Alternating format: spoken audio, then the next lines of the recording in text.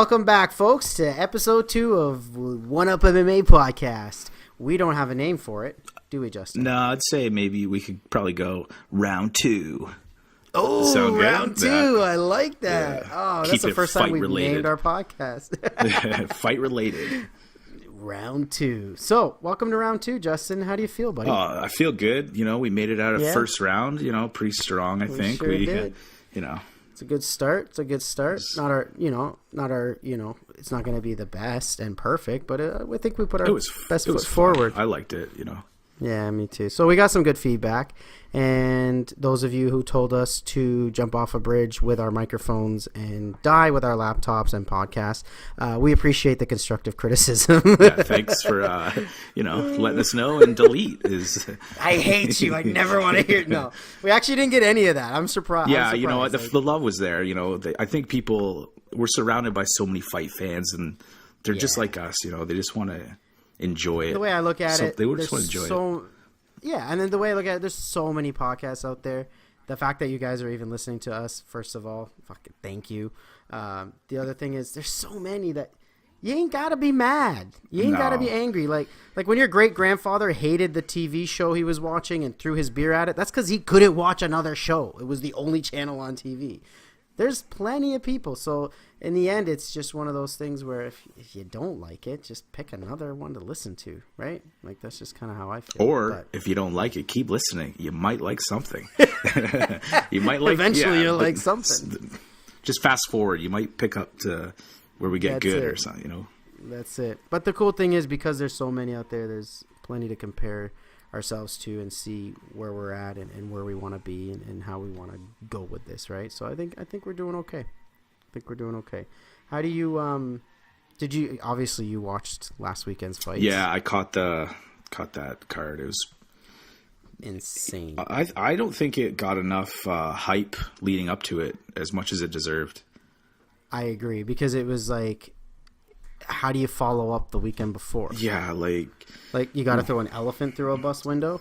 Yeah, well, I think a lot of people wanted to just calm down, you know, pump the brakes on the UFC 223. Yeah. I don't think they were ready for this card, is what I'm trying to say. No, and there was even usually most cards have all the hype following up and fight week, and then when it's over, there's a day or two, and then it fizzles. This was such an ugly, big catastrophe and beautiful chaos that it, the talk about it lasted a good week afterwards. Like, we were still talking about it on Friday night. Yeah, we talked about it a lot, but I don't think this main event, like the Porior and Gaethje, they didn't get the respect that they could have got. They're getting it now for sure, though, for sure. Oh, buddy. Yeah, they did, and rightfully so. Honestly. And he took on Porior like a champ. And even though you won that staff pick. Yeah, rub it in. For all you listeners, you can go back in our archives and check that one out. You don't have to. Listeners don't care. They just care when I'm right. But honestly, dude, that kid is tough as nails. Oh, and yeah. It would have taken a Porior or, who was his other loss? Eddie Alvarez. Eddie Barboza, or what's his name? Yeah, Eddie. Yeah. Dude is tough, and he took a hell of a beating during that fight too. Well, I thought, Porior, he came out strong.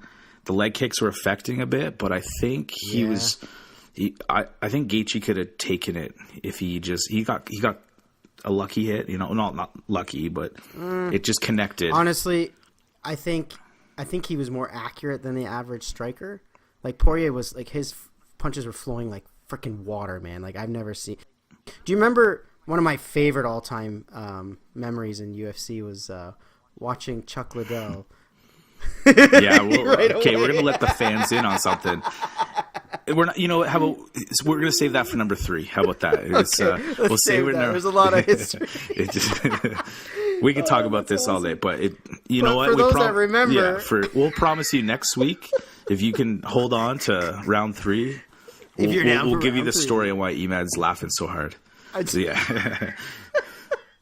I'm just saying that fight where Chuck Liddell, rained down a flurry of beautiful strikes on Tito Ortiz. We're gonna save my take on this for next week.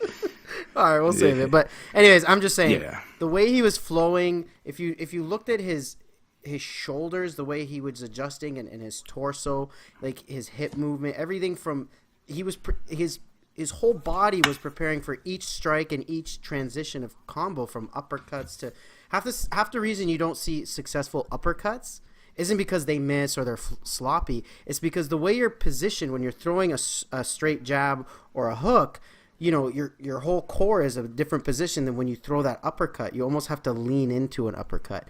And if you throw it while you're not actually moving your body around, that thing's going to be used. But this guy, man, Poirier was leaning, coming up with the uppercut like Tyson would. Man. And, man, it was a lot of crisp punches landed. And so you can only rely on your granite chin for so long until you fight a legit like striker like that. Well, they went beginning round 4 too. So like taking damage that whole fight, it's gonna chink at that armor a bit, you know. You know what? And I bet on his toughness. I did not think for a second. I personally thought it was gonna go submission, Poirier. I don't know why. I just had a feeling, you know, the way he got that Pettis, you know. Wow, that's interesting. I was just thinking about that fight, and I'm just like, submission. Like he looked good against Pettis, just on the ground. Yeah. I don't know if this is the Conor effect or not, but the last fight I always picture Poirier in was his fight with Conor, and that was not recent. No, he's had a lot of good fights after that though.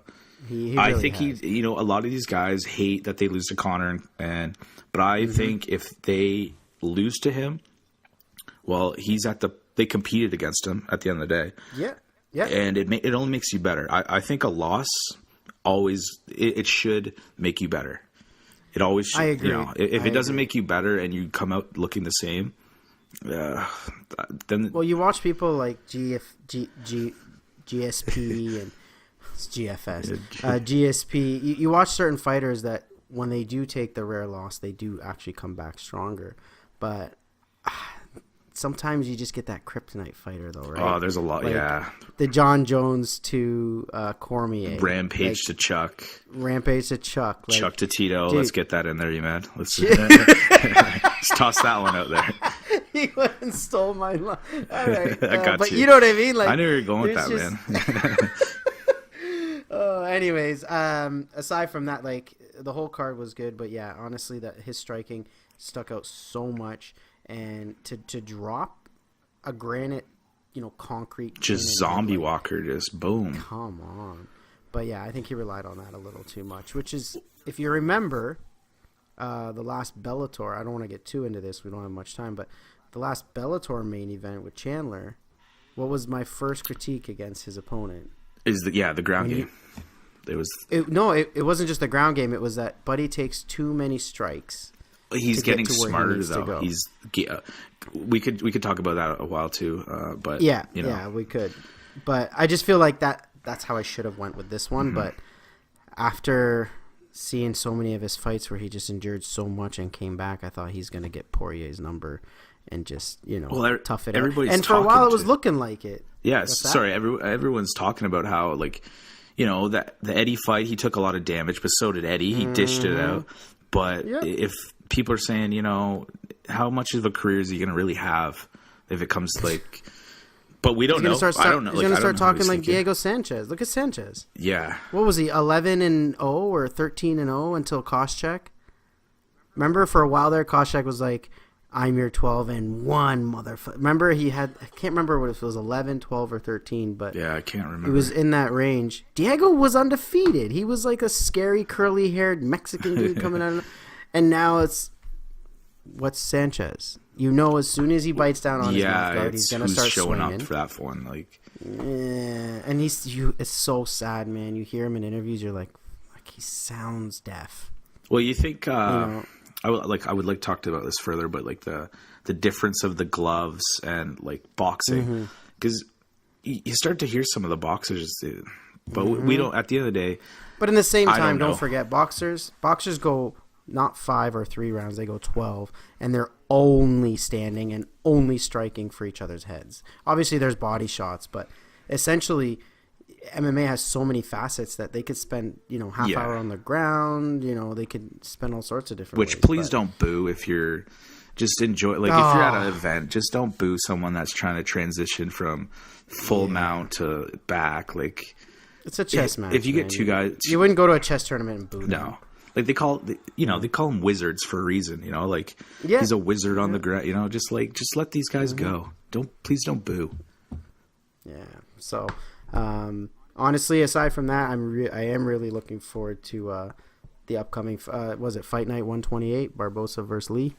Yeah, that's it's gonna be a good card. I think it's gonna be top to bottom good. You think so? Well, look at the co-main event. We got Edgar and Swanson for the second time. Did Frankie? That's the question. Did Frankie come back too soon? I would say yes. That's not based on a fighter's timeline. Obviously, that's pretty soon. But his age, man, like, you don't bounce back at that age. I wish he would have waited for that Holloway fight instead of taking Ortega.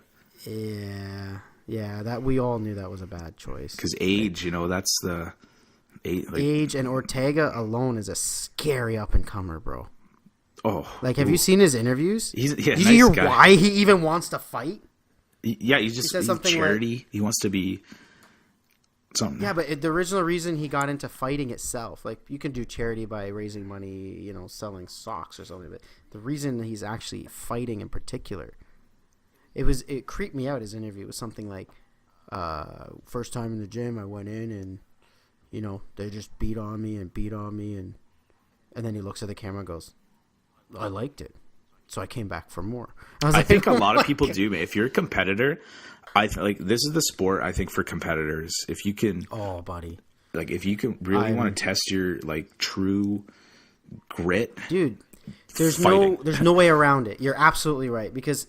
if you're on a team sport and your shooting sucks, well, you can work on your shooting, but you can also rely on your passing. Yeah. Like, you know what I mean? Exactly. You got a high number of assists and blocking and whatever sport it is, from soccer to basketball, hockey, anything. You have a hole in your game, and every competitor who's watched you fight up until the day you fight them is like studying your moves. But more importantly, you're in that cage. You ain't even wearing a shirt. No. Like, how vulnerable can a motherfucker... Like, most of them are in tights. You're almost naked, and there's just a cage. And once you understand your body and how to use that as a weapon, like, that's pretty... That's valuable, it's pretty intense. Oh, man. But, yeah, so I'm looking forward to that. Absolutely. Who do you got for the main event? Main event, I'm probably going Kevin Lee. I wanted Kevin Lee, but I really like... when we don't agree. You know what? I'm going to say this. I'm going to go Barboza because he's still super mad about his loss to Khabib. Oh, I would because be too, man. He didn't get to set off. You could tell he was itching. He's like, "Oh, just let me get up once." He didn't get to fire off his famous leg kicks, his elbows, nothing. So, you know what? I am going Barboza. Well, I think with Barboza, everybody's saying, like, with the Khabib Alaquinta fight, was Khabib exposed? Well, could we say the same thing about Barboza? Did Khabib expose Barboza with taking him down? Like, because Kevin Lee's a wrestler. He can take him down. I don't know that he's as strong as Khabib, but he's a strong wrestler, man. I think I just went Kevin Lee because I picked based on their last performance. I went, he just fought Tony Ferguson, who, I'm pretty big on right now. Oh, yeah. What did that two round TKO? Round 2? Was it? Yeah. How did that end? Again, Tony and Kevin Ferguson Lee. And Lee. Choke. He choked him. It was, eh? But it was only 3 rounds, right? Round 3. Round 3. Yeah. But okay. Yeah, you're right. I couldn't remember that fight for a second. That's how I've been basing my picks lately. It's just, how did they perform against the guy who I hold up to like a high regard. Because I honestly think Ferguson is a top fighter in his division. Oh, dude, hands down. But I think Lee's underrated because he has what I call the 4-in-1 pattern. Do you know what that is? No. I don't know if I made this up or not. He might have made this up, viewers, but patent I'm telling pending. you, patent pending. Listen to this. These fighters that go 4 in a row and then lose one can never get, just not quite get there. Do you know what I'm talking about? If you look back at Lee's fight, so his last, obviously he lost to Ferguson, Yeah. right? Yeah, Tony. But before that, he had, 4 or 5 wins in a row? He was like 5 in a row. Because he took Mike Chessie. How do you say Chiesa? I say Chiesa. I don't know. Chiesa. Yeah, there was 1, 2, 3, 4. I think, there was 5 in a row. Before that, he lost to Leonardo Santos, right? Mm-hmm. Back in UFC 194. That was the Aldo McGregor card. No one can forget that. I can't forget that one. That was his last loss before he lost to Ferguson just recently. But after that McGregor card, when he fought Santos, he won against Escudero, Matthews. He won against Mustafiev, that crazy Magamod guy. What's his name? That Russian dude. Francisco Trinaldo. All those guys. He beat them. He's got Chiesa too. Then he lost, right? But if you go even further back, before he lost to Santos, again, he went 4 wins in a row. There's a lot of guys. A guy that I've been liking, we've been talking to, on Instagram, John Salter. Yes. He's another one that's like that. I like what you're thinking because we never really discussed that. No, but I think I've been thinking the guys, same thing lately. There's always a reason for a pattern. They say when there's smoke, there's fire, right? There's always a reason for something. If you ask me, kind of like one of my favorite fighters, Cowboy Cerrone. They just never. They can. I think it's the pressure, because why you go 4 or 5 wins in a row and then you lose the 6th one? Usually that means the 6th one is either a contention fight, like who's going to be the next contender for the belt, or an actual title match. You know what I mean? Yeah, Like, exactly. Either way, there's something that's making them choke, and I think he's one of them, right? So I think the next. So if I'm going to base my math, and may I just say, the last Bellator picks I got 11 out of 12, and the one before that I got 100% right. So I think my math has some weight to it. Yeah, I've been picked for Bellator. I just picked the main card lately. I just don't have really? When I first doing my picks, I don't want unnecessary losses on my record if I can avoid it. Wuss. Yeah, Wuss. but No, I don't know who they are. I agree. I'd like to know who they are if I'm going to pick against them. Well, I don't make picks for guys like for promotions I don't know anything about. Because a lot of them are rigged too, right? Well, I like Bellator. Like, there's a lot of guys like up and comers, which I like. Smaller than Bellator. Yeah, right? LFC, even One Championship. I think it's because it's a different time zone. I love One. It's hard to watch their fights, though. It's hard. Yeah, it's hard not to see spoilers too. Getting up in the morning, like getting ready for work. Do I have a time to stream this fight? Like, no, I gotta go to work. Seriously, nah. Yeah, no. But I think. Honestly, it's tough, but when you don't know the guy, I start to look at their age, their record. I'll Google them, see where they came. If they came from wrestling, I almost always go for the no-name wrestler who has or a guy that has a wrestling base, because those guys, they build a certain type of strength you can't mess with. Have you ever actually fought a wrestler in real life or just grappled with one just for fun, like pushed a buddy around? No, dude. I remember we were in a group of friends once, and I was just, for some reason, I was going around the circle, just shoving everyone just on the shoulder, just being funny. This. Like, you want this? I got to my buddy Mike, and I'll never forget. It was like that scene in Superman where the drunk at the bar goes to push Superman, and he doesn't even budge. That was like my hand, and I crushed my wrist. My wrist just turned on his shoulder. He didn't even move. It was like a shit brick house, man. And he was the only wrestler in the group. Yeah, that's a good bait. Like, even Joe Rogan, he promotes that a lot. Wrestling base. And you look at a lot of the early UFCs, that's what it was, right? Yeah, the wrestlers were So it's good to base your picks off Matt that. Hughes. Yeah, so as much as I'll say this, I may not pick, no. See, I'm even learning stuff about EMAD, There you go. Just got to bring you viewers in, and it helps me. Now you're going to know my methods. Yeah. But honestly, it works. And in the end, I don't know the promotion. I don't make my bets, but I'll know if like I've certain started fights, a promotion. Yeah, like if I've started names, a card though, I say if we get into a card and start making picks, we got to do the full. Okay, card. I'm down. You down for that? We can do that. Because now your percentage looks higher than mine, but you my percentage has been there. I joined a little earlier. You know. I gotta see what mine is, but for those of you that don't know, and maybe Tapology should pay us one day for this, but we promote Tapology a lot. Oh, I love, great site. You guys gotta get on there.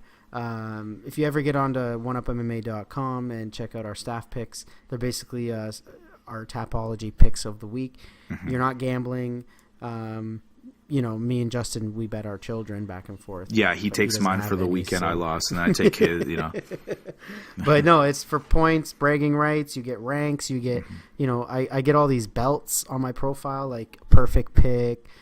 Top, great site. I love it. I've reached 100 perfect picks a few weeks ago. By the way, I don't even know how many I have. We're just for those listening. A perfect pick, for those that don't know, is you pick the fighter, the round, and how they win. Between TKO, submission, obviously decision, you don't pick a round because it just means it went the full fight. But you guys should get on Tapology. I like their rankings. Have you played around with that? Yeah, feature? I have. I've played. But yeah, get on that. Check that out. Get on our website. Check out our staff picks and see where you weigh in. And feel free to comment and share with us your own picks. We're gonna have. I guess we should tell them now. We're gonna have some contests soon for fan picks. So now we have staff picks. We're going to do something probably along the lines of fan picks, and whoever's going to have the higher score, they're going to get some more merch because we in the merch game now, son. Yeah, we got T-shirts and a bunch of other cool swag. Don't forget the females. Yep. Oh, buddy, we got a little something special for you girls. I think we just gotten a few. I think we just got a few sassy DMs. Thanks to One Up MMA, I think we're out. We just sponsored ourselves. I'll tell you this: the sassy DMs killed me. Like what did this one lady, Amanda something? She was like, it'd be nice to see female shirts for a change. Mm-hmm. Girls, you're in for a treat. Check out our Facebook page. In the next week, I think we're gonna have our official merch list with some pictures, and we're in the big leagues now because we're going to have a few people to model our merchandise. I'm looking forward to that. That's going to be cool. We're going to have some fit athletes wear our shirts and our logos, and we got a lot of fun stuff coming up for you guys. So look forward to that. But oh my God, we're over 20. See, we keep trying to do a 15-minute podcast. We try to cut it off, but you got to love the sport, man. There's so much to talk about. It's too much to talk about. We just need to get bigger so that we can just have a full half hour or an hour and people actually want to listen. So help us, guys. Yeah. Share our shit. Stay tuned for next week's episode. Definitely. Seriously. Emad's gonna tell us his Chuck Liddell story because I cut him off. Oh yes. we'll get to that next week. Definitely talk about that. This is a story that almost ended our friendship. Always does. And on that, folks, appreciate it. Thanks for listening again. Yes. I'm Justin. And I'm Emad from also. We need to work on our outro. Yeah, that's bad. Yo, come back next week, guys. We're going to have one every week for you. And if you want it, if you really actually care to hear it, we'll have two a week. Yeah, we're having fun doing this. So, if you keep listening, we'll keep talking. That's Appreciate the love. Peace.